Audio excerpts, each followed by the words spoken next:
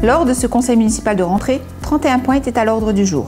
Certains d'entre eux, concernant les nouvelles dénominations de rues, les manifestations à venir et l'avancement des travaux, ont marqué la séance. Cette dernière a été interrompue afin de présenter un nouvel équipement de santé tant attendu par la population. Suite aux aménagements de la dernière rentrée scolaire, le sujet de la desserte de bus dans le quartier du Grand Stadam a été évoqué.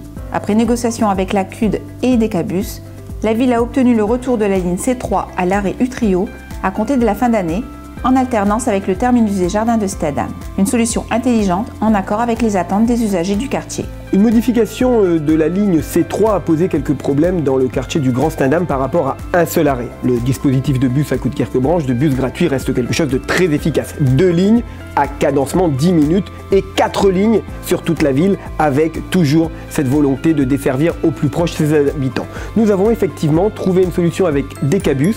Le C3 sera de retour à Utrio à la fin de l'année. Vous pouviez compter sur moi.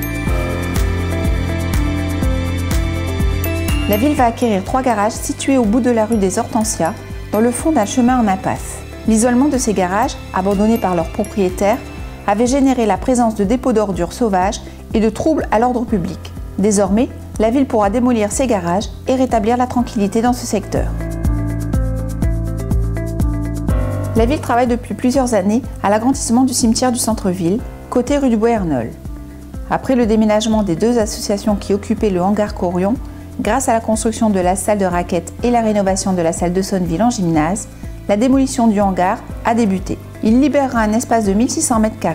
Un tout nouvel aménagement paysager pourra prochainement voir le jour avec, entre autres, davantage de possibilités pour les défunts, la construction d'un lieu de recueillement, la réfection des points d'eau et la création d'un monument de souvenir aux anciens combattants disparus. Non prévu initialement, des gradins seront ajoutés au bassin de nage de la nouvelle piscine, permettant ainsi l'organisation de compétitions régionales. L'augmentation du coût du projet d'environ 3% sera compensée par une subvention de la Fédération française de natation. Preuve que la ville s'agrandit, le conseil municipal a voté les noms de nouvelles rues à Coudekerque-Branche. Dans le quartier du Vieux-Coudekerque, afin de desservir 42 nouveaux logements, une voie appelée le chemin des filatures verra le jour le long de la route de Bourbourg, entre la rue Ferrer et le chemin de la Serpentine. Une autre voie, le passage de la Briqueterie, a été créée suite au réaménagement de la place Carbon. Dans le petit Stadam, après la démolition du bâtiment communal déclassé Jules Romain, un lotissement libre de constructeurs sera créé. La voie qui le desservira sera nommée la rue de la Commune de Paris. 3 autres rues qui ont été dénommées lors du conseil municipal et ça prouve que notre ville continue de grandir. S'il y a de nouvelles rues, c'est qu'il y a de nouvelles constructions. Prenons par exemple celles qui se dérouleront le long de la route de Bourbourg, juste devant le beau lotissement Bouygues, des maisons Bouygues que nous avons fait il y a quelques années. Et bien là, une nouvelle rue se crée.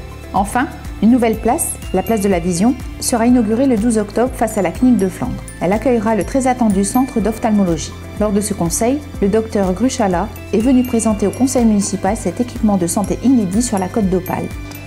On a envoyé quelques mails aux différentes municipalités et il se trouve que c'est la ville de Coudekerque-Branche qui a remporté l'ensemble du suffrage puisque c'est l'endroit où on était le plus accueillis. Qu'est-ce qu'on va y faire? L'objectif de notre groupe, c'est de faire de l'ophtalmologie à la fois de qualité, de l'ophtalmologie honnête pour tout et pour tous. Donc la question c'est quand? Les travaux commencent le mois prochain.